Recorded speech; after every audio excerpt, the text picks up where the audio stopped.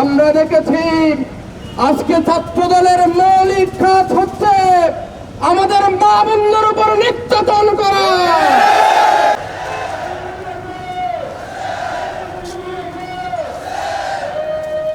আমরা যদি বলি জামাত ইসলামীর সাথে যেই দলটি ফাইট করছে তাদের কেন্দ্র থেকে শুরু করে জেলা, বিভাগীয় এমনকি উপজেলা থেকে শুরু করে ইউনিট পর্যন্ত তাদের সাংগঠনিক কোনো কাঠামো নাই, তাদের কোনো কমিটি নাই, তাদের কোনো নেতা নাই।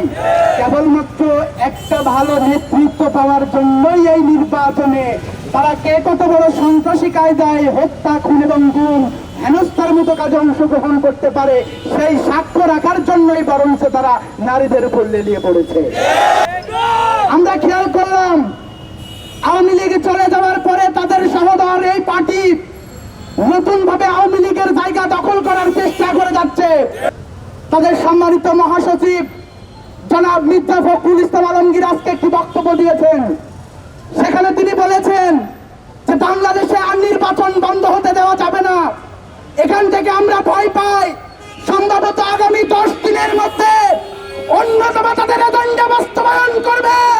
তারা যা বলে তা করে না, যা করে তা বলে না, তারা নির্বাচন হতে দিবে না। আমরা জানি হয় আপনারা নির্বাচন চান না, অন্যথায় কয়েকটি সমাবেশের মাধ্যমে আপনারা সারা বিশ্বকে দেখাতে চান আপনাদের অনেক লোক, কিন্তু আপনাদের অন্তরে 2008 সালে খুনি হাসিনা যে ইঞ্জিনিয়ারিং ভোট করেছিল সেই বাজনাই বারবার বাজতেছে। বিনা ভিসাতে, বিনা পাসপোর্টে চাঁদাবাজি করেছে, তাদের ভিসাকে রিনিউ করার জন্য তারা 12 তারিখের নির্বাচন, এই নির্বাচন ইঞ্জিনিয়ারিং এর পরে, কেন্দ্র দখলের পরে তারা যে পাসপোর্ট ভিসা পাবে এটাতে নতুন করে আবার চাঁদাবাজি শুরু করবে।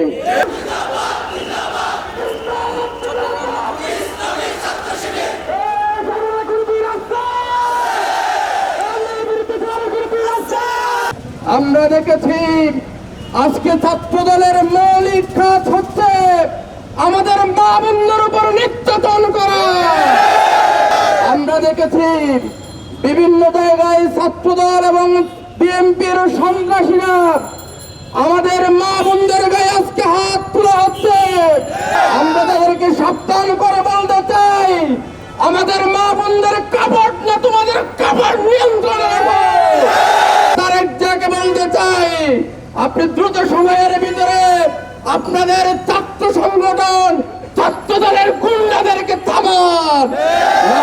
জুলাই বিপ্লবের মতো বাংলাদেশের ছাত্র সমাজ আইন হাতে তুলে নিয়ে তাদের গুন্ডামি বন্ধ করার জন্য বাধ্য হবে।